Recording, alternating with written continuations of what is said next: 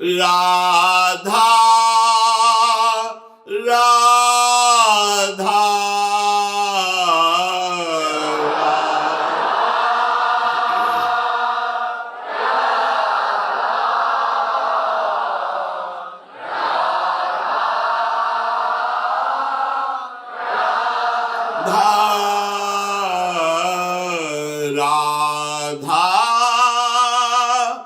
राधा राधा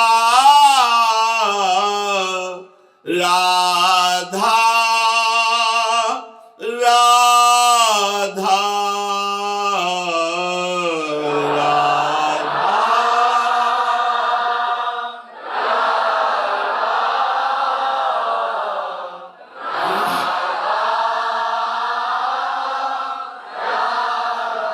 श्री राधा वल्लभ लाल की जय। परम सच्चिदानंद घन आनंद समुद्र, प्रेम समुद्र, ज्ञान वैराग्य भक्ति ऐश्वर्य अनंत शक्तियों के स्वामी प्रभु श्री कृष्णचंद्र जी अर्जुन जी को निमित्त बनाकर समस्त देहधारियों को ऐसा उपदेश कर रहे हैं जो श्रद्धा विश्वास पूर्वक श्रवण किया जाए, महत्व बुद्धि रखकर मनन किया जाए और अपनी धारणा बना ली जाए तो इसी जन्म में समस्त संचित कर्मों को भस्म करके, क्रियमाण को निष्फल करके, प्रारब्ध को निष्प्रभावित करके ऐसे एकांतिक परमानंद में प्रवेश हो जाए जहां दुख का लेश भी नहीं है, दुख की निशानी भी नहीं है। यही हमारे मनुष्य जन्म का लक्ष्य होना चाहिए। ये जो हम इंद्रियजन्य भोगों में, सुखों में ऐसा अनुभव करना चाहते हैं कि मैं तृप्त हो जाऊं, सुखी हो जाऊं, आनंदित हो जाऊं, असंभव, क्योंकि ये मृग मरीचिका है। प्रातःकालीन वेला पर सूर्य की किरणें जब बालुका में पड़ती हैं तो ऐसा लगता है निर्मल जल भरा हुआ है, पर एक बूंद जल नहीं होता। मृग पीने के लिए दौड़ता है, वैसे ही प्यासा, दौड़ने से और प्यास लगती है, वहां जल मिलता नहीं, प्यासा ही मर जाता है। ऐसे ही ये मृग मरीचिका तृष्णा बार बार भोगों में सुख ढूंढ रही है।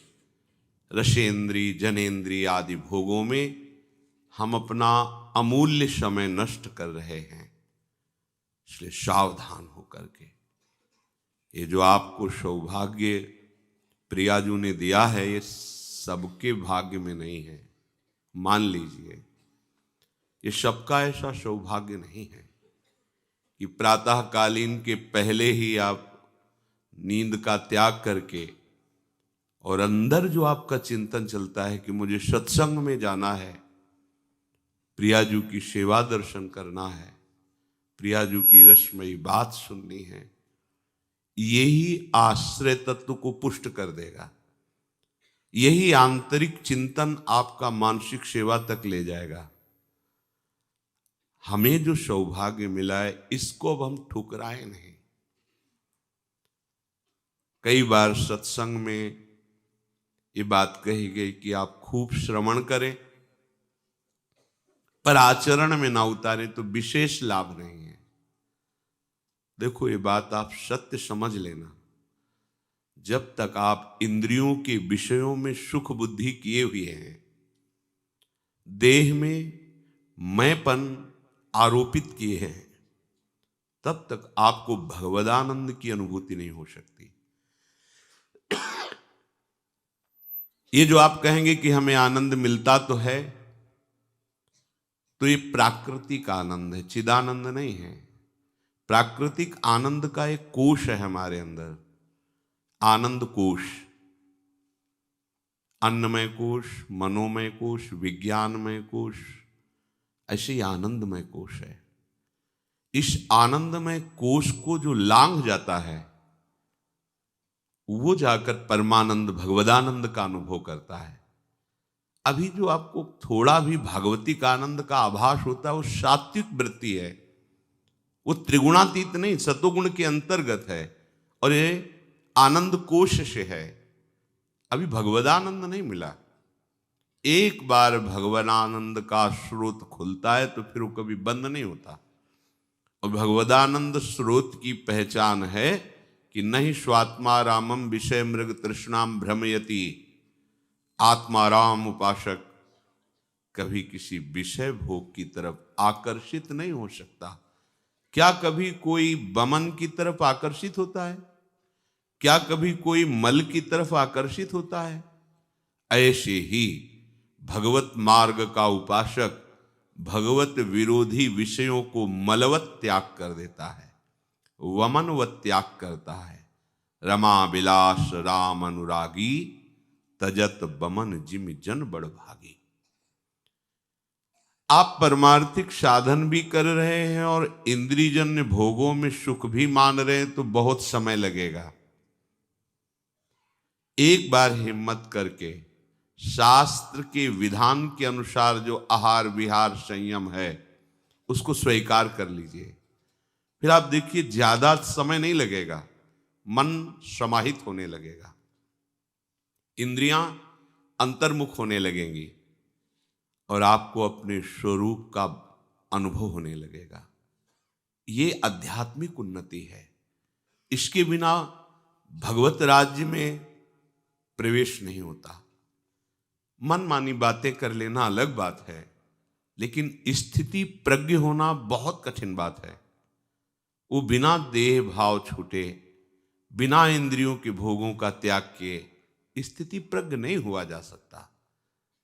कल श्रृंगार के समय जो चर्चा हुई थी वो यही कि आप समझिए और कोई साधन अब हम करके सिद्धि प्राप्त कर सके बहुत कठिन है, क्योंकि हमको ऐसा अनुकूल वातावरण अब नहीं मिलेगा। हरिराम व्यास जी कह रहे हैं, इह कलिकाल गोपाल भजन को आनि पर्यो है दाई, बिनती सुनो व्यास की सबही, हरि बिनु अनत न ठाई। ये कलिकाल है, इसमें एकमात्र श्री हरि का भजन ही सार है और कोई साधन सफल हो पावे बड़ा मुश्किल है। गोपाल का भजन अर्थात जो हमारी इंद्रियों को भी सामर्थ्य प्रदान करने वाले, मन को भी सामर्थ्य प्रदान करने वाले, बुद्धि को भी सामर्थ्य प्रदान करने वाले, जो सब कर परम प्रकाशक, जो सब को प्रकाश प्रदान कर रहा है वो हरि है। एकमात्र इस कलिकाल में उपाय है हरि भजन। हरि भजन में भी सर्वश्रेष्ठ उपाय है। हरि भजन की भी बहुत पद्धतियां हैं। 64 प्रकार की भक्ति का वर्णन किया गया है, 64 अंगों से युक्त। बहुत से उसमें भी भाग विभाग हैं। हमको बिल्कुल समिट जाना है। जो आचार्य कोटि के महापुरुष जन हैं वो कह रहे हैं, रसना श्यामहि नेकु लड़ाउरी। दुलार करना, लाड़ का तात्पर्य होता है दुलार करना। एक होता है सामग्रियों से प्रभु का दुलार करना और एक होता है अपने को समर्पित करके प्रभु का दुलार। उसमें सामग्री की प्रधानता नहीं होती, उसमें जो हमारे पास है उसी से हम भगवत प्रसन्नता प्राप्त कर लेंगे। इसलिए कह रहे रसना से, जैसे हम पद गान कर रहे हैं, आज निकुंज मंजू में खेलत नवल किशोर नवीन किशोरी, तो श्याम श्यामा सुन रहे हैं। और श्याम श्यामा की जो एकांतिक दिव्य लीला है वो जब आप गान करते हैं तो सुनकर बहुत प्रसन्न होते हैं। सुन जोरी मुस्काते, जहां वो प्रसन्न हुए, तो जब राधिका श्याम प्रसन्न भये तो नित्य समीप सुख खैंच ले, और हरिवंश समीप सदा तिनके, सुख संपत्ति दंपति जो जिनके। समझिए, सीधे प्रियालाल आपको घसीट लेंगे। क्या करो? हरिराम व्यास जी कह रहे, रसना श्याम ही नेकु लड़ाउरी। हमारी उपासना प्रिया प्रीतम की सेवकाई है। हमारे पास कोई सामग्री नहीं है, कोई बाह्य सामग्री की आवश्यकता भी नहीं है। जो है हमारे पास वो भगवत प्राप्ति के लिए पर्याप्त है। विश्वास कीजिए, आपके पास जिह्वा है, जिह्वा को लगाइए प्रिया प्रीतम के यश गान में। जैसे सूत मागध बंदी जन राजा के सामने यश गाते हैं तो प्रसन्न होकर उनकी मुंह मांगी वस्तु प्रदान करते हैं, ऐसे इस यश गायन का फल है श्री श्यामा श्याम की सहचरी भाव की प्राप्ति, दिव्य वृंदावन में प्रवेश, दिव्य लीलाओं में सम्मिलित होना। विश्वास कीजिए। और वृंदावनवास सखी सुख को अधिकारी, सखी सुख को अधिकारी। वो स्वयं इतना समर्थ हो जाएगा कि दूसरों को सहचरी सुख प्रदान करने की सामर्थ्य रखता है। वाणी जी ये बहुत समर्थ वस्तु है। ना देखो इसमें पैसा की बात है, ना इसमें किसी और साधन की सिद्धांत की बात कह रहे बस श्यामा श्याम का दुलार करो, वाणी से गान करो। श्याम श्यामा प्रगट प्रगट अक्षर निकट, प्रगट रस स्रवत अति मधुर बानी। सोजु बानी रसिक नित्य निस दिन रटत कहत और सुनत रस रीति जानी। वो रस रीति जो बड़े बड़े ज्ञानियों को भी पता नहीं है, वो रस रीति जानी यश गान करने से। ये जो महिमा कभी कुंठित नहीं हो सकती, ऐसी विकुंठ महिमा में पहुंचने के लिए ये नसेनी है। एक एक पद आपको पहुंचा देगा, श्री जी तक पहुंचा देगा। कह रहे चढ़ी बैकुंठ नसेनी हरिपद, प्रेम प्रसाद ही पाउरी। ये जो वाणी जी का गायन है ये सर्व समर्थ है। आप बात मानिएगा, केवल आपको तत्काल अनुभव नहीं होगा।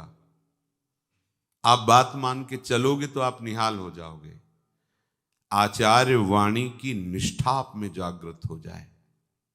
भागन भाक जो जानत नहीं आपनो, कौन धो लाभ और कौन हानि। प्रगट निधि छाड़ी कत फिरत रूका करत, भरम भटकत सुनई भूल जानी। एक एक टुकड़े के लिए अर्थात आनंद कणों के लिए भटक रहे हो। प्रगट आनंद समुद्र श्रीमद चतुराशी जी विराजमान है, तुम अपना भाग्य और अनभाग्य का परिचय नहीं जान रहे। गान करो चतुराशी जी, प्राण रमि रही हरिवंश वाणी। इसे रमा लो श्वास श्वास में। ये नशेनी है, आपकी स्थिति बढ़ती चली जाएगी। बस विश्वास करके मानना होता है। सच्ची आपसे कहते हैं, मान लो मान लो। बस ये हृदय की बात कहते हैं। आप बसा लो चतुराशी जी को, वाणी को अपने हृदय में। उठते बैठते सीधे लीला में प्रवेश, सीधे लीला में। विश्वास करो, किसी साधना की सामर्थ्य नहीं कि श्री जी की सामीप्यता हमें प्रदान कर सके।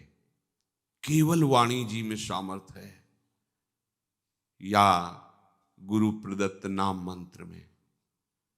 सेवक शरण सदा रहे अनत नहीं विश्राम, वाणी श्री हरिवंश की कह हरिवंश नाम। आपको श्री जी ने पसंद किया है अपने लिए, फिर आप और मार्गों की खोज क्यों कर रहे हैं? जिससे लाडली लाल के समीप पहुंचे, सीधा मार्ग है। कह वाणी हरिवंश की कह हरिवंश नाम। ये नशेनी है। ऐसी स्थिति में पहुंचाने की, विकुंठ वैकुंठ, जहां की महिमा कभी कुंठित नहीं हो सकती, अर्थात कोई भी आपको जिस स्थिति से गिरा ना सके, उस स्थिति में वाणी जी आपको पहुंचा देगी। हरिराम व्यास जी कह रहे हैं, प्रेम प्रसाद ही पाउरी, प्रिया प्रीतम का आपको दुलार मिलने लगेगा। सच्ची कहती है, कुछ बातें ऐसी होती जो साधना से नहीं जाती। ये नशेनी है वाणी जी उत्तम भूमिका पर पहुंचाने की। इसे प्राण बना लीजिए, कलिकाल है और कोई साधन नहीं। देखो यहां किसी भी तरह की कोई श्रम की बात नहीं हो रही। हाँ, मधुर मधुर ध्वनि से गुणगान कर रहे हैं। मंजुल कल कुंज देश, राधा हरि बिसद बेस, राका नभ कुमुद बंधु शरद जामिनी, श्यामल दुति कनक अंग, बिहरत मिल एक संग, नीरद मनो नील मध्य। आप विचार करो, ये शोभा सामने आ जाए, आपकी स्थिति बदल जाएगी। और ये वाणी जी का सीधा प्रभाव है। 84 हरिवंश कृत, पढ़े सुने निशिभोर, छुटी 84 भ्रमंते, निरखय जुगल किशोर। अक्षरशा सत्य है, ये केवल खाली स्तुति मात्र नहीं है, सत्य है, ऐसा ही सत्य है। ये नशेनी चढ़ जाओ, और ये ऐसी नशेनी है कि बस बैठ जावे पहुंचा देगी। एक नशेनी होता स्वयं चढ़ना, एक होता उसमें खड़े हो जाओ, वो स्वाभाविक चल रही, मशीनों से चलती हुई नहीं दिखाई देती, वो चल रही। ये कृपा से नशेनी आपको पहुंचा देगी वहां। क्या? बस बैठ जाओ चतुरासी जी में। तुम्हारा मन जोई जोई प्यारों से लेके आज हुआ देखिए तो प्यारी रंग भरी, इसी में विचरण करे। कभी नाम में, कभी मंत्र में, कभी चतुरासी जी में। अन्य इधर उधर झांक ताक बंद करो। हमें जब अन्य कोई मार्ग चलना ही नहीं तो हम क्यों जानकारी करें? हमें तो श्री जी के पास जाना है। अब सावधानी बता रहे हैं कि वाणी जी का गान करते हुए अगर ये सावधानी नहीं रही तो आप प्रेम प्रसाद नहीं प्राप्त कर पाएंगे। छाड़ी पराई निंदा, बिंदा गोविंदा गुण गाउरी। बिंदा कहते हैं स्तुति को, और निंदा को तो जानते ही हो। कह रहे दूसरे की ना तो हमें बड़ाई करनी हो ना बुराई करनी है। बड़ाई करने से राग होता है और बुराई करने से द्वेष होता है। और राग द्वेष जब तक हृदय में है, भगवत तत्व का बोध नहीं हो सकता। राग द्वेष दोनों छोड़िए, खोजिए पद निर्वाण। गुरु नानक कहें को गुरुमुख जान। नानक साहब कहते हैं कि कोई कोई जो गुरुमुख है, मनमुख नहीं है, वो ये बात जान पाएगा कि राग द्वेष छोड़े बिना भगवत राज्य में प्रवेश नहीं होता।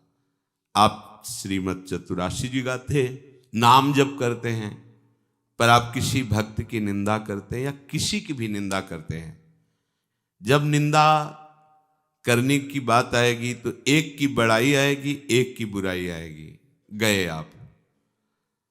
दवा तो बहुत बढ़िया है पर कुपथ्य बहुत जोर का है, इसलिए असर नहीं होगा, आपको रोकना पड़ेगा। ध्रुवदास जी कहते ताते मौन गहनो उचित है, मौन रहो, कम बोलो। जब किसी की बात आवे तो राधा राधा करके चल दो। हमें प्रभु की बात करनी, किसी व्यक्ति की नहीं।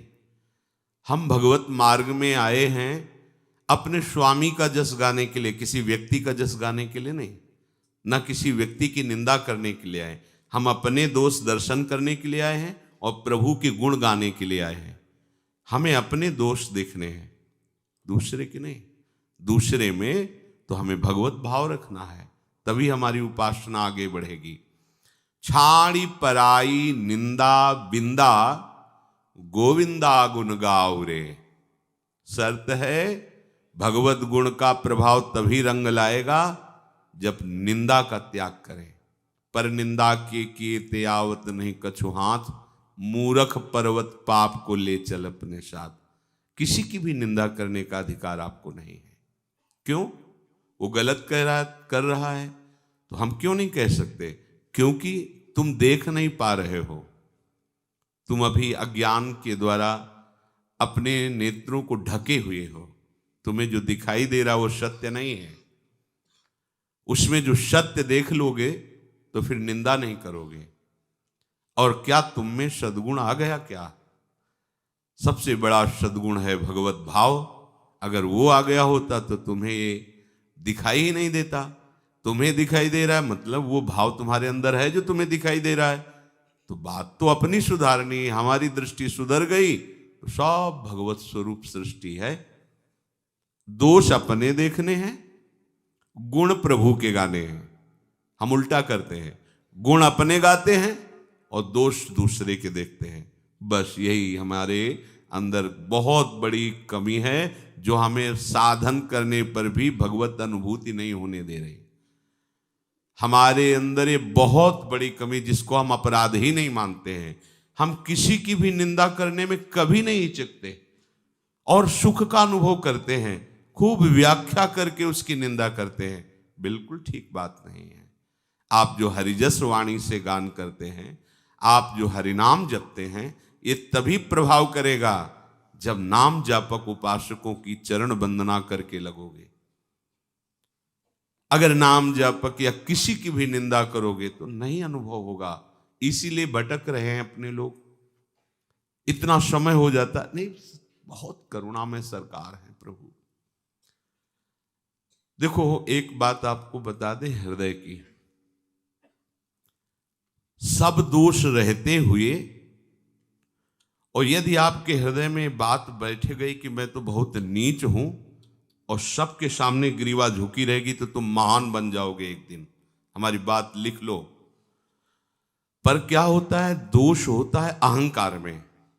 जब हम दोष करते हैं तो हमारा अहंकार बढ़ता है। तब हम दूसरों को कोसने लगते हैं, दूसरों की निंदा करने लगते हैं। अब गलत हो गया। दोष होना कोई आश्चर्य की बात नहीं है।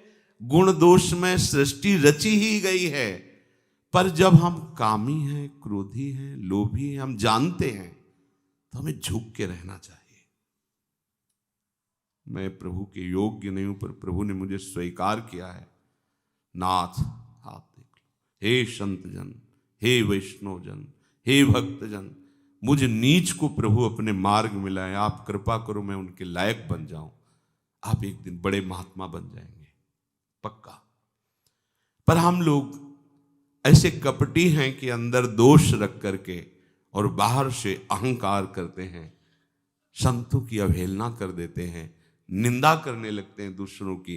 देखो हरि सर्वज्ञ हैं, हमारा मार्ग रुक जाता है। वो दयालु दया करने में हिचकते नहीं, पर हम उनका अपमान करने में भी हिचकते नहीं। उनकी दया को ठुकराते रहते हैं। यदि आपको भगवत मार्ग में आगे बढ़ना है तो बड़े सद्गुणी होने पर भी आपको तृणादपि सुनीचेन होना पड़ेगा। फिर हम तो वास्तविक नीच हैं, कहने की बात नहीं है।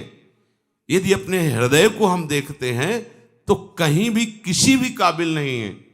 जहां श्री जी ने खड़ा किया, यहां हम काबिल नहीं है यहां खड़े होने के। हम संत सभा में बैठने के काबिल नहीं है। हम संत कहलाने के काबिल नहीं है। ये तो उनका दुलार है जो अपने सद्गुण प्रदान करके वैसा कर रही। हमारी अगर योग्यता पूछी जाए तो देख लो, अंदर से देख लो, तो अपने आप दैन्यता आ जाएगी। इस अहंकार का बीच में कोई काम नहीं, हमारे और श्री जी के बीच में इस अहंकार का काम नहीं।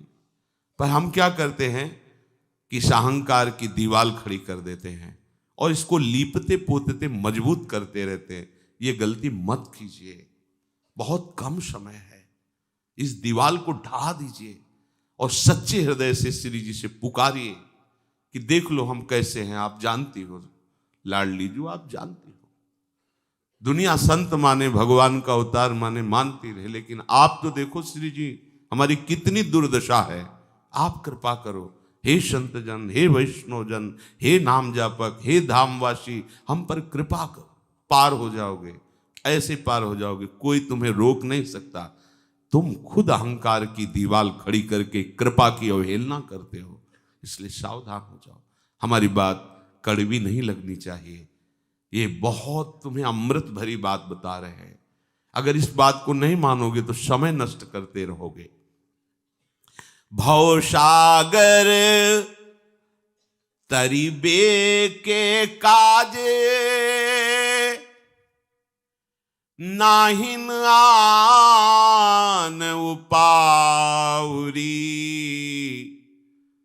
छाड़ी पराई निंदा बिंदा, गोविंदा गुण गाउरी, रसना श्याम ही नेकु लड़ाउरी, बेही काजे यादे ही की, छिन छिन घटती है आयुरी, इहि कलिकाल गोपाल भजन बिनु, सुख सपने नहीं पाउरी, गोपाल भजन बिनु सुख सपन्यों नहीं पाउरी,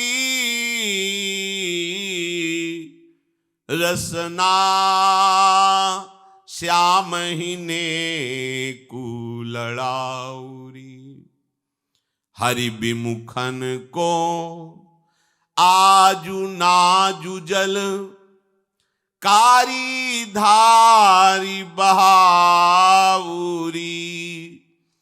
रसिक अनन्यनि की जूठनी पर, व्यास ही रुचि उपजाउरी,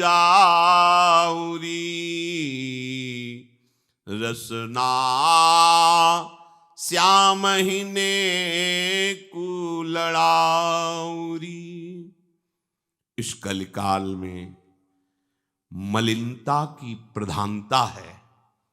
भाव को मलिन कर देना, श्रद्धा को नष्ट कर देना, परमार्थ से भ्रष्ट कर देना, इसका प्रभाव है।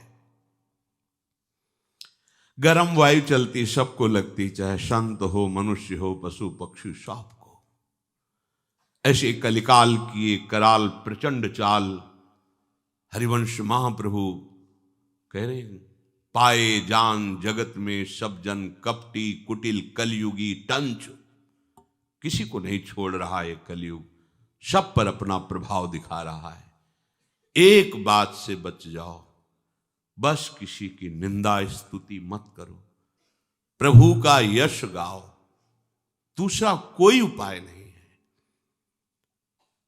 यदि आप निरंतर प्रभु में लगना चाहते हो तो जो भगवान से विमुख हैं उनका पानी भी मत पियो, उनके द्वारा दिया हुआ अन्न मत खाओ, कारी धारी बहावरी, ये सब तमोगुण में तुम्हें बहा देंगे। इसलिए तुम ऐसी वस्तु का सेवन मत करो। जो भगवद अर्पित जीवन जी रहे हैं उनसे मांग के पाओ। जो व्यभिचार दोषयुक्त हिंसात्मक वृत्ति रखते हैं, भगवद विमुख हैं, उनके देने पर भी मत स्वीकार करो। ध्यान दीजिए, खास बात है। गृहस्थ है तो धर्म की कमाई से जियो, नमक रोटी खाओ, भगवान मिलेंगे। विरक्त हो तो जिसे तुम देख रहे हो कि भगवत मार्ग में चित्त लगाए हुए, उससे मांग के पालो। लेकिन जो भगवत विमुख है वो तुम्हें बहुत प्रणाम करके दे तो भी मत स्वीकार करना, नहीं तो तमोगुण बढ़ जाएगा, प्रमाद स्थिति आ जाएगी, भजन विहीन हो जाओगे, इंद्रियां शासन रहित हो जाएंगी। बहुत सावधानी की बात है। लीला रस गायन का सीधा फल है लीला में प्रवेश, पर किसी की निंदा स्तुति नहीं करनी, ऐसा किसी के द्वारा दिया हुआ भोजन नहीं पाना जो भगवत विमुख कर दे। ब्रजवासी जन, वैष्णव जन, भगवत प्रेमी गृहस्थ जन, जो नाम जापक हैं, जो कंठी तिलक धारण किए हुए हैं, हम इन्हीं के हाथ का पाएंगे। हम मांग कर इनसे पालेंगे, पर और की श्रद्धा पूर्वक दिया हुआ भी नहीं स्वीकार करेंगे। ये बात खास बात समझिए, नहीं तो बुद्धि भ्रष्ट हो जाएगी। ड्राइवर नशे में हो तो गाड़ी सुरक्षित लक्ष्य तक पहुंच जाएगी, संशय है, कहीं ना कहीं गिरा देगी। आज यही हो रहा है। घर से जो भी साधु बनने के लिए निकलता है उसका लक्ष्य होता है भगवत प्राप्ति। भगवत प्राप्ति लक्ष्य वाला कोई भी उपासक अपने में ये नहीं स्वीकार करता कि जैसे होगा वैसे हम जी लेंगे। नहीं, जैसा आदेश शास्त्र का वैसे जिएंगे, नहीं तो मृत्यु स्वीकार, कुमार्गगामी वृत्तियों को नहीं स्वीकार करेंगे। तो आप घर से निकले थे लक्ष्य की प्राप्ति के लिए, आप राजी कैसे हो गए विषय सेवन में? इसका मतलब आपकी बुद्धि भ्रष्ट हो गई। भ्रष्ट माने गिर जाना। आपकी बुद्धि लक्ष्य से च्युत हो गई। नहीं भाई नहीं, ये जन्म ऐसे नहीं जाना चाहिए। भूखे रह लो, यदि पवित्र अन्न में संशय तो मत पाओ, ये इसकी पवित्रता में संशय मत पाओ। और आप कुछ समय बाद फिर ऐसी दृष्टि हो जाएगी कि एक ही दृष्टि में पता चल जाता है, हटाओ इसको, नहीं क्या बात नहीं, हटाइए इसको, कोई नहीं पाएगा। वृत्ति ऐसी हो जाती है। अगर कहीं भूल से चूक हो गई और ऐसा भोजन सामने आ गया तो भगवान हृदय में प्रेरित कर, नहीं नहीं पाना, अंदर आ जाएगा, नहीं पाना। देखा है, सैकड़ों बार देखा है। पाने की इच्छा है, भूख लगी, आया है, जय हो प्रभु, जीव सामने आया, वृत्ति बदल गई, फेंको इसे, हटाओ, हटा दिया तत्काल। प्रभु फिर बात संभालते हैं हृदय की। पर जब तक ऐसी अनुभूति आपको नहीं हो रही तब तक आप विवेक के द्वारा बचिए। भोजन को बहुत संभाल के पाइए। जहां तहां अन्न खात, सखी कहत आप गात, सकल द्योष द्वंद जात, रात सर्व सो वहीं। ये स्थिति हमको आगे नहीं बढ़ने देगी। हम अपने को सहचरी भाव का उपासक कहते हैं, जहां मिला जो मिला जैसे। नहीं भाई नहीं, अब हमको खान पान तो कीजिए रसिक मंडली माही, जिनके और उपासना तहां उचित ध्रुनाई। महापुरुष तो ऐसा आदेश करते हैं, उपासक को जिनके और उपासना। और हम तो वासना युक्त लोगों से भी नहीं नहीं, सावधान, जरा सा भी धोखा हो जाएगा, बुद्धि गिर जाएगी, बुद्धि का निर्णय बदल जाएगा, रास्ता बदल जाएगा। हरिराम व्यास जी कह रहे हैं, हरि विमुखन को आज नाज जलकारी धारी बहा। आज से नियम ले लो, जो भगवान नाम जप नहीं करता, जो भगवत चरणारविंद का शरणागत नहीं है, हमें उसका भोजन नहीं पाना है। ये हम जिनका लक्ष्य भगवत प्राप्ति है उनकी बात कर रहे हैं। परमार्थ व्यवहार बनो कि ना बनो, ये उन सिंहवत चाल चलने वाले उपासकों की बातें हैं। ये व्यवहार लेके चलने वाले की बातें नहीं हैं। इसीलिए बीच में समझा रहे हैं कि आप प्रश्न करोगे कि आपने सत्संग में कहा था, अब हम क्या करें। ये प्रश्न तुम्हारे स्थिति का परिचय बता रहे हैं कि तुम्हारा लक्ष्य ही नहीं है प्रभु। जिसका लक्ष्य प्रभु है वो प्रश्न ही नहीं करेगा, वो तो सुन के चलेगा। लक्ष्य प्राप्त करना है तो हमको शुद्ध रखना होगा। भूखे रह जाओगे, 2-3 दिन में कभी भी अगर पवित्र अन्न मिला, खूब भजन होगा। अगर आप अशुद्ध अन्न पा लिए तो बुद्धि बदल जाएगी, बदल जाएगी, बड़ा प्रभाव है। तो हरिराम व्यास जी कह रहे, कारीधारी भाव रे, अगर आ भी गया हटाओ उसको, मत पाना। ऐसा होता है। भगवद आश्रित जन हो, तुम्हारी रक्षा प्रभु करेंगे। तुम सर्वज्ञ तो हो नहीं, स्वामी तुम्हारे सर्वज्ञ हैं। क्यों? हम जिनकी शरण में हैं वो सर्वज्ञ हैं, हम तो अल्पज्ञ हैं। वो नहीं नहीं नहीं तो बस फिर नहीं, फिर ये नहीं विचार किया कि यार नहीं, हटाओ उसको, तुरंत हटाओ, यमुना जी में फेंक दो। नहीं पाना, आज नहीं पाओगे तो मर थोड़ी जाओगे। भजन करो, रसिक अनन्यन की जूठन पर व्यास ही रुचि उपजाव। हमारी रुचि कहाँ होना चाहिए? आचार्य, गुरुदेव, भगवत प्रेमी महात्माओं की तरह लक्ष्य पर दृष्टि रखो। ये साधारण लोगों के लिए उपदेश नहीं है, ये लक्ष्य प्राप्ति, चाहे वो गृहस्थ हो चाहे विरक्त, लक्ष्य पर, जिसके सामने लक्ष्य है वही महात्मा है। और लक्ष्य जिसके सामने, वो झुकने या टूटने वाला नहीं होता, नहीं, क्योंकि बहुत बड़ी सामर्थ्य को लेकर वो चल रहा है। लक्ष्य जिसके सामने प्रभु हैं, तो प्रिया प्रीतम की सामर्थ्य है।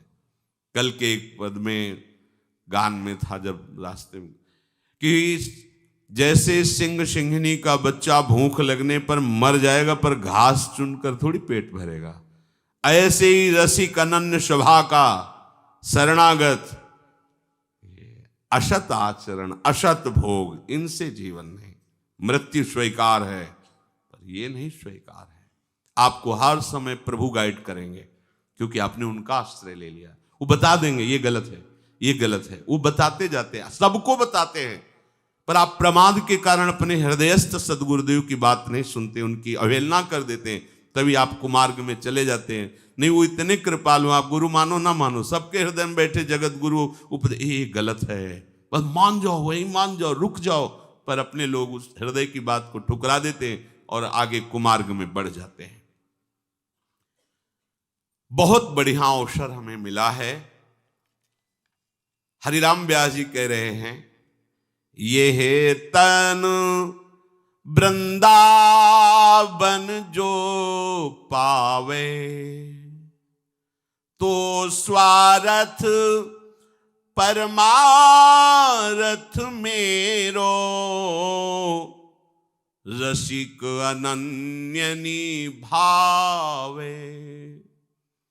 ये है तनु वृंदावन जो पावे, दासन की दासी करी, हरि मोहि राधा रमण दिखावे। ये है वासना जो मेरे मन में, और कछु जिन आवे। ये है तनु वृंदावन जो पावे। पुण्य पुण्य ते प्रेम भक्ति रति, कुंज विहार बतावे। सर्वोपरि रस रीति प्रीति को, वारिधि व्यास बढ़ावे। ये तन वृंदावन जो पावे। बड़ी महिमा की बात। अहो भाग्य जिनको वृंदावन वास मिल गया, अहो भाग्य जिन्होंने वृंदावन की शरण ले ली। हरिराम व्यास जी कह रहे हैं, अब चिंता मत करो, यदि तुम्हारा शरीर वृंदावन के आश्रित है, वृंदावन के वासी हो, तो स्वार्थ और परमार्थ सब बना देगा वृंदावन। क्यों? क्योंकि वृंदावन की सर्वप्रथम कृपा होती रसिक अनन्यों का परिचय। बिना जौहरी के रतन की कीमत पता नहीं चलती। अगर रसिक अनन्यों से तुम्हारा परिचय नहीं, तो वृंदावन में रहते हुए भी वृंदावन रस का परिचय नहीं होगा। पाई रतन चीन्ह्यो नहीं, दीन्ह्यो करते डारी, ये माया श्री कृष्ण की मोह्यो सब संसार। वृंदावन रतन के रसिक जौहरी अनन्य जो हैं, ये वृंदावन वास, वृंदावन आश्रय, वृंदावन शरण सबसे पहली कृपा करता है, अपने रसिकों का परिचय प्रदान करता है, रसिकों का संग प्रदान कर। रसिक अनन्यनी और फिर भावे, उसकी आसक्ति कर देता है प्रेमी जनों से। भगवत प्रेमी महात्माओं के दर्शन, संभाषण, सानिध्य, ये उसका जीवन बन जाता है। अगर आपका जीवन रसिक अनन्य जन नहीं बने, तो आप वृंदावन में रहते हुए भी वृंदावन का अनुभव नहीं कर पाएंगे, संसार ही दिखेगा। नैन छत दिखत नहीं, ये माया कर रूप। अब वृंदावन की दूसरी कृपा विशेष, जो प्रिया प्रीतम के रस में दासी भाव स्वीकार किए हुए हैं, उनके प्रति आपका दास्य भाव प्रकट हो जाए, ये केवल धाम की कृपा से ही होगा, क्योंकि इसमें अहंकार बाधा पहुंचाता है।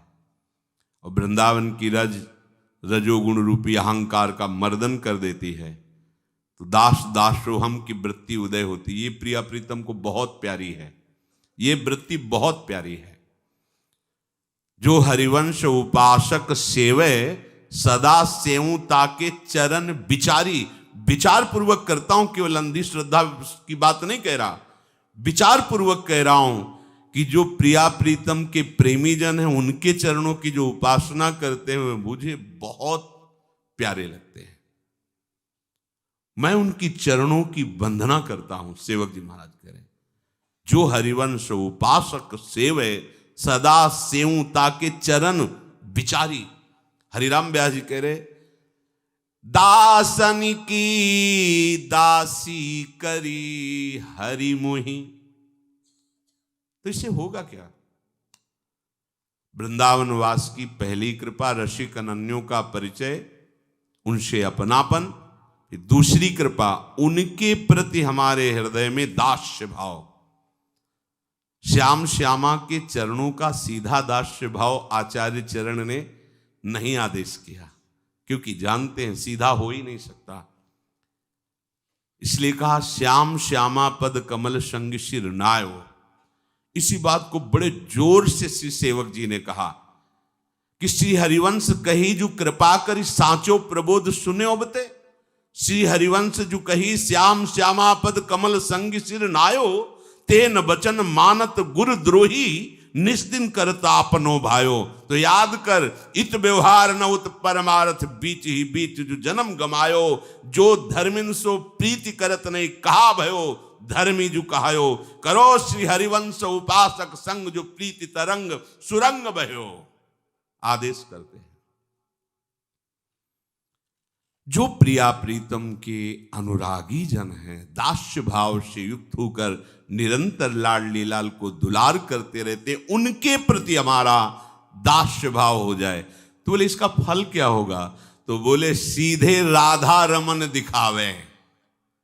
ये बात बताई। रसिक अनन्यों की कृपा से सीधे प्रिया प्रीतम की दर्शन करने वाली वृत्ति जागृत हो जाती है। मतलब ही के नयन निहारी, हृदय के नेत्र खुल जाते हैं रसिक अनन्यों की दासता से।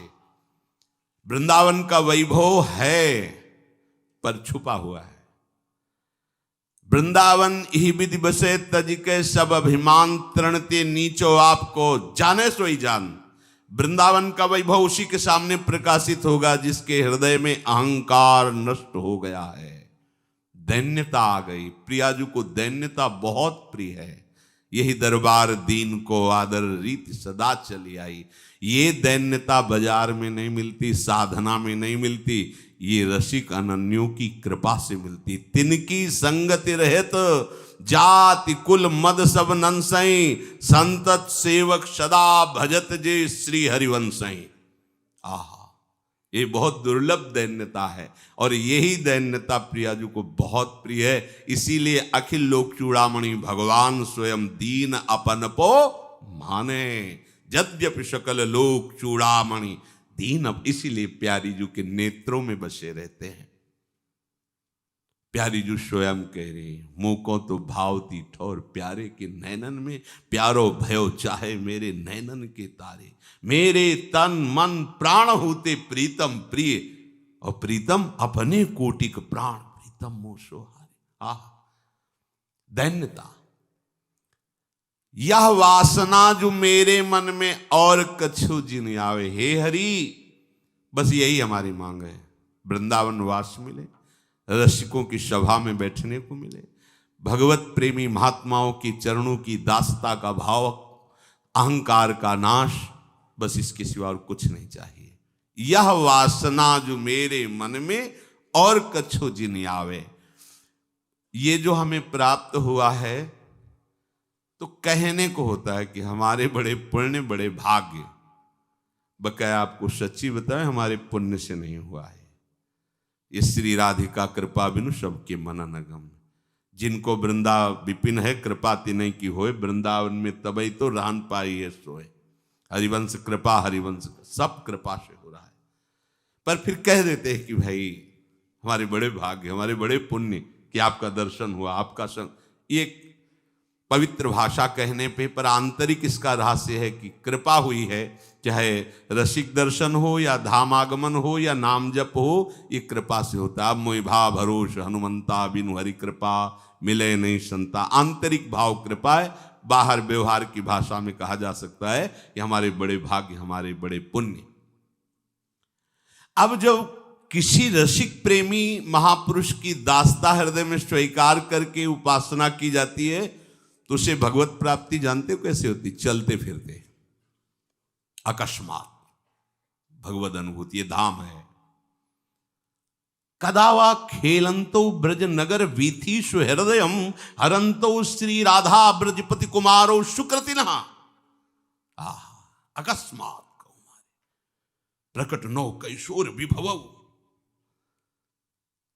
अकस्मात घटना घटी, रोम रोम प्रेम पुलकित हो गया, चित्त आह्लाद से द्रवित हो गया। सामने हरंतो श्री राधा ब्रजपति कुमारो सुकृतिनः, उस बड़े पुण्यवान के चित्त का अपहरण करने के लिए युगल सरकार प्रकट हो गए। कदावा खेलंतो, वो तो निकले थे वन विहार के लिए, खेलने के लिए। खेलते खेलते ही ये हमारे धाम का वासी है, ये हमारे प्रेमी जनों के चरणों की दास्ता स्वीकार किए हुए है। बस कदावा खेलंतो ब्रज नगर वीथी सुहृदयम हरंतो। अंतःकरण लगाने की मेहनत नहीं करनी पड़ी। हरंतो, हरण कर लिया पूरे अंतःकरण का, मन बुद्धि चित्त अहंकार। कौन? बोले किशोरी किशोर चुने। अद्भुत शोभा, अद्भुत रूप राशि, सौंदर्य राशि, प्रेम राशि। हरंतो श्री राधा ब्रजपति कुमारोषु। बोले बड़ा पुण्यवान है। अब यहां जो पुण्य शब्द है वो है दास्ताकस, क्योंकि यही सबसे बड़ा पुण्य। इससे बड़ा ऐसा कोई पुण्य नहीं जो भगवान से मिला दे। पुण्य और पाप का अलग अलग हिसाब होता है। पुण्य स्वर्ग, पाप नरक। और पुण्य पाप दोनों नष्ट हो जाएं, भस्म हो जाएं, फिर जो पुण्य बचा वो भगवत प्राप्ति। वो क्या है? वो है भगवत प्रेमी महात्माओं का कृपा कटाक्ष। क्योंकि शुभ कृत कर्म भगवत प्राप्ति में बाधा है। जैसे अशुभ कृत कर्म लोहे की जंजीर की तरह बांध लेता है, तो शुभ कृत कर्म सोने की जंजीर की तरह बांधता है, वो सुख में बांधता है। बंध दोनों गए। इसीलिए शरण निरापक पद रमित सकल अशुभ शुभ नंश, तब देत सहज निश्चल भगत सु। जय जय श्री हरिवंश। ये आचार्य कृपा से उसके शुभ अशुभ भस्म हो जाते हैं, तभी भगवत प्राप्ति होगी। अगर थोड़ा भी शुभ भी बचा तो भगवत साक्षात्कार नहीं होगा। शुभ अशुभ दुर्ग विध्वंस बल तब जयति जयति जग उच्चरे। शुभ और अशुभ दोनों भस्म, ये होते रसिकों की कृपा से। श्री हरिवंश प्रसिद्ध धर्म समुझे न अलप तप, समझो श्री हरिवंश कृपा सेवहु धर्मिन जप। धर्मी बिनु नहीं धर्म, ना ही बिनु धर्म जो धर्मी। जब तक भगवत प्रेमी महात्माओं का सानिध्य नहीं मिलता तब तक हृदय का अहंकार नहीं जाता, तब तक दैन्यता नहीं आती। और दैन्यता के बिना ये नव किशोरी किशोर रीझते नहीं है। सर्वोपरि रस रीति प्रीति को वारी दिव्य। अब क्या हुआ? जब हरंतो श्री राधा ब्रजपति कुमारो सुकृतिनः, तो उसके हृदय की दशा कैसी हो गई? वारिधि कहते समुद्र को। जैसे समुद्र में ज्वार भाटा आता रहता है, ऐसे उसके हृदय में प्रेम की विशाल तरंगे। 7 दिन तक नागरीदास जी को शुद्ध ही नहीं। डूबे हुए हैं, लीला सामने चल रही, डूबे हुए हैं। दतून मुंह में है बिहारिन दास जी के, ऐसे ही दबी 3 दिन 3 रात, ऐसे ही ये ज्वार भाटा आया प्रेम समुद्र का, डुबो दिया। भाई जी के लिए आए पता नहीं कुछ रात दिवस का। यही जीवन का परम लाभ है। श्री भगवान करुणा करके कह रहे हैं, सब मनुष्य इस मार्ग में, यद्यपि सबके अंदर सामर्थ्य है चलने की, पर नहीं चल सकते। मनुष्याणाम सहस्रेषु कश्चिदेतति सिद्धये यततामपि सिद्धानाम कश्चिन्मां वेत्ति तत्वतः।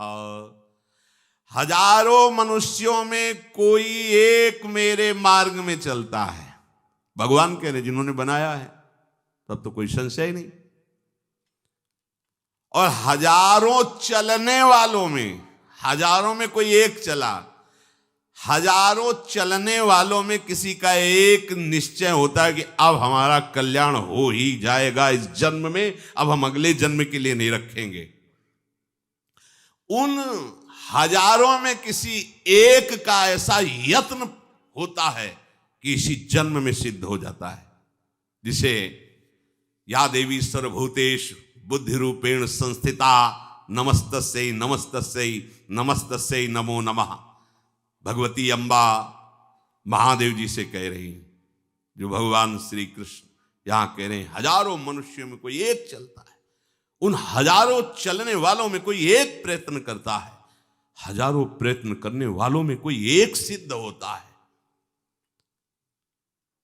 देवी प्रपन्नार्थ हरे प्रसीद प्रसीद मातर जगदोखिलस्य। समस्त चराचर जगत में बुद्धि रूप से बैठी हुई है अम्बा। वो भगवान महादेव जी से कह रही, जो भगवान श्री कृष्ण गीता जी में श्लोक में कह रहे, गोस्वामी जी वर्णन कर रहे हैं।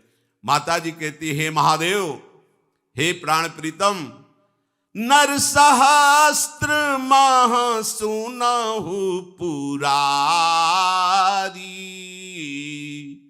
को एक होई धर्म व्रत धारी, धर्मशील कोटिक मह कोई, विषय विमुख विरागरत होई। हे महादेव, हे त्रिपुरारी, हजारों मनुष्यों में कोई एक ऐसा जो धर्म से चलता है। सबके हृदय में बैठी हुई है अम्बा, या देवी सर्वभूतेषु बुद्धि रूपेण, तो सबको देख रही हैं। ऐसे ही भगवान सबके हृदय में बैठे हुए हैं, तो इनकी बात में तो संशय नहीं। हजारों मनुष्यों में कोई एक धर्म से चलता है, धर्म से। ये बड़ी कठिन बात है। आप जहां पहुंच चुके हैं, ये एक जन्म की बात नहीं है। हाँ, बहुत कृपा हुई है, अब आखिरी जन्म है। बिल्कुल दरवाजे पे आ चुके हो श्री जी के, बस डेहरी लांग जाओ। ये त्रिगुण माया की डेहरी है, इसको लांग जाओ। अंदर त्रिगुणातीत रस बरस रहा है। परसत पुलिन सुलिन गिना करसत चित सुरघोर, हर्षत हित नित नवल रस बरसत जुगल किशोर। लांग जाओ बस त्रिगुण की डेहरी को। हे पुरारी, हजारों मनुष्यों में कोई एक होता है जो धर्म से चलता है, और करोड़ों धर्मात्माओं में कोई एक होता है जो विषयों का त्याग करके वैराग्य धारण करे। कोटि विरक्त मध्य श्रुति कहाई, सम्यक ज्ञान सकृत को लहई। ज्ञानवंत कोटिक माह को, जीवन मुक्त सकृत जग सो। तीन सहस्त्र माह सब सुख खानी, दुर्लभ ब्रह्म लीन विज्ञानी,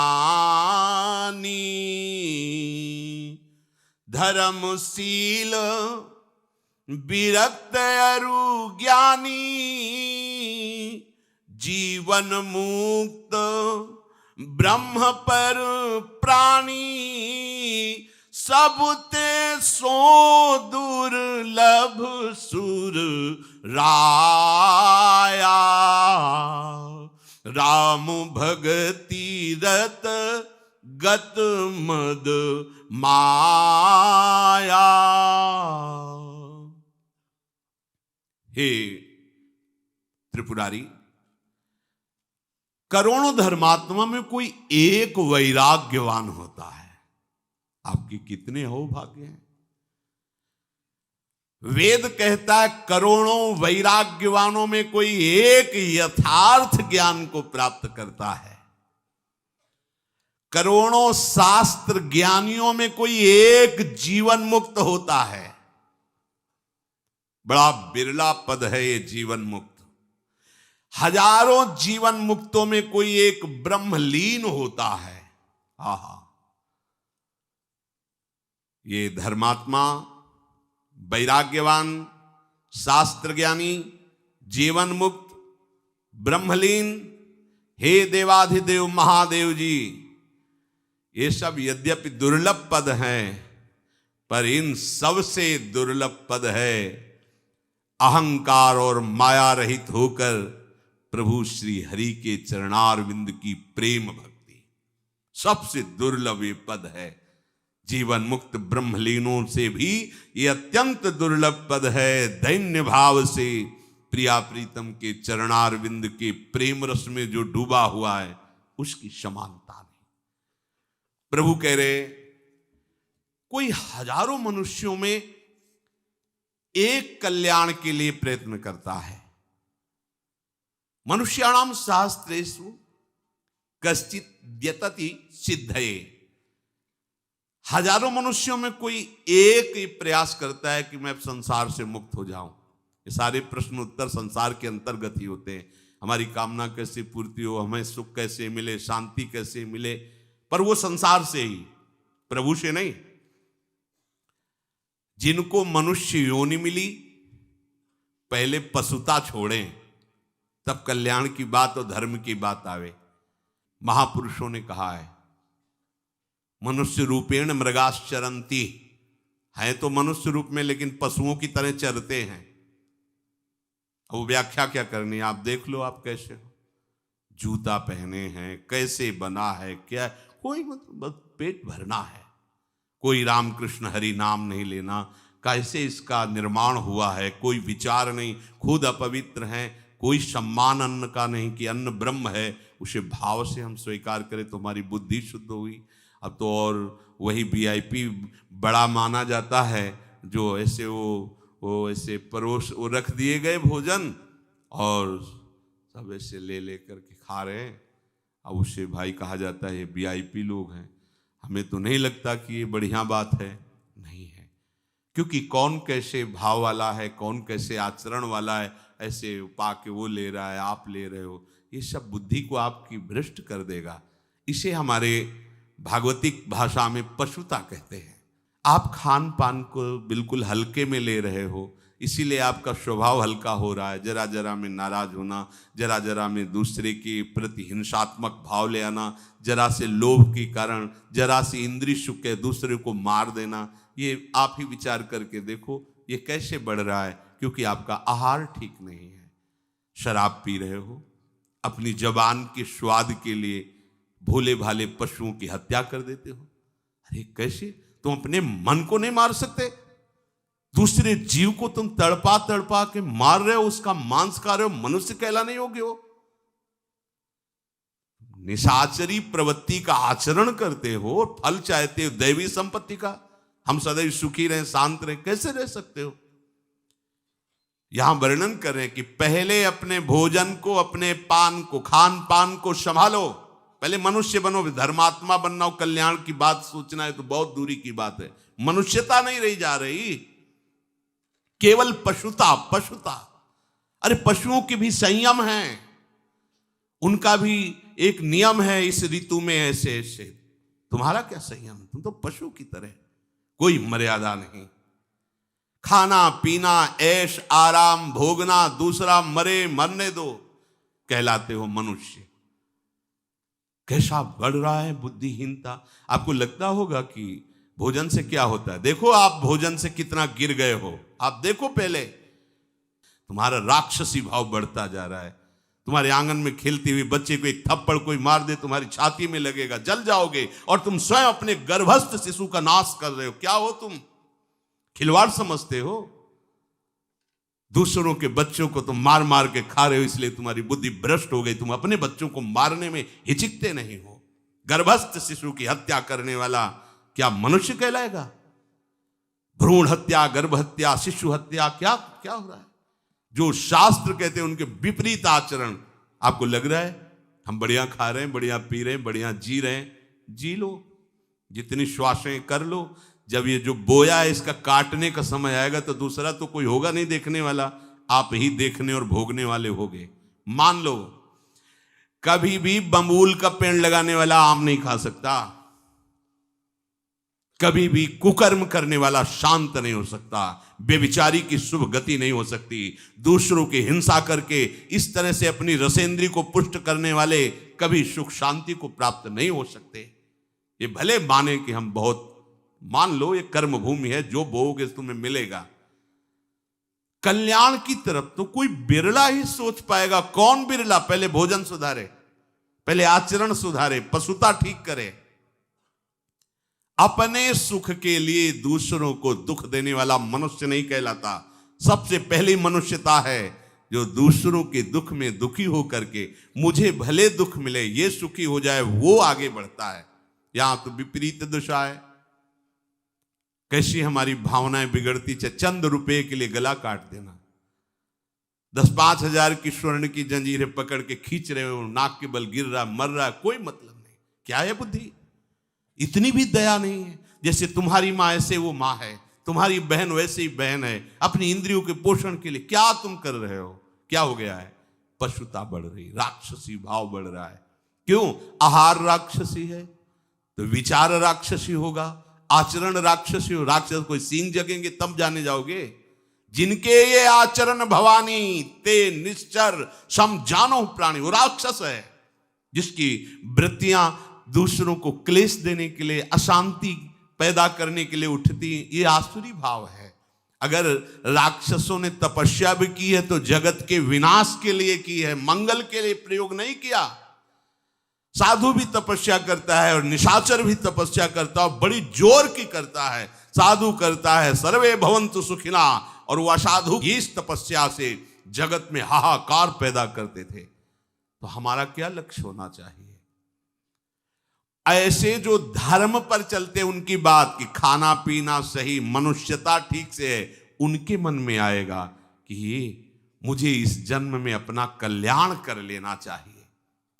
धर्म में से जो चलते हैं उनके हृदय में ये बात आ जाती है कि अब ये जन्म हमारा भगवान के लिए है, अब नहीं, अब संसार में नहीं, अब तो हम भजन करेंगे, प्रभु को प्राप्त करेंगे, क्योंकि प्रभु की प्राप्ति से बढ़कर कोई लाभ नहीं। ऐसे आनंद की प्राप्ति के लिए वो प्रयत्न करते हैं। कोई कोई बिरला प्रयत्न सफल होता है। यहां बिरला शब्द इसलिए, आप चले आनंद प्राप्ति के लिए, वो पड़ गई प्रतिकूलता कर्मों की, संसार प्रतिकूल, शरीर प्रतिकूल, मन प्रतिकूल, भाग गए। फिर नहीं नहीं, भागना नहीं, डटना है, लड़ना है इनसे। कोई बिरला यहां टिक पाता है इस स्थिति में, वो आगे बढ़ता है। जब आगे बढ़ता है तो उसके आगे प्रलोभन आते हैं, नाना प्रकार की सुख सुविधाएं, और आगे बढ़ गया तो उसके सामने दैवी शक्तियों का प्रलोभन आता है। स्वर्गिक सुख, अप्सरा, नाना प्रकार की भोग सामग्रियां बिना चाहे तुम्हारे सामने आ जाएंगी, भोगो। अगर उनको स्वीकार कर लिया तो रुक गए। श्री भगवान इसीलिए करें, हजारों में कोई एक धर्म में चलता है, हजारों धर्मात्माओं में कोई एक कल्याण की चाह करता है, कल्याण करने वालों हजारों में कोई एक प्रयत्नशील होता है। और यही प्रयत्न कि ना दुख में रुकना है ना सुख में रुकना है, अपने प्रभु के पास हमें जाना ही जाना है, ये निश्चय दृढ़। धन मान भोग कीर्ति ये उसको घेर लेती है। बहुतों को ये मार के गिरा लेते हैं नीचे, धन मान भोग कीर्ति गिरा देते हैं। एक कंचन एक कामनी ये लांबी तलवार, आए थे हरि भजन को बीचे लीनी मारी। प्रयत्नशीलों के ऊपर की बात कर रहे हैं। कोई प्रयत्नशील बिरला इससे बचकर आगे निकलता है। वो अटकता नहीं है मान बढ़ाई आदर सत्कार या विषय भोगों में, नहीं नहीं, वो अपने प्रीतम की प्रीति के लिए लालायित हुआ आगे बढ़ता है।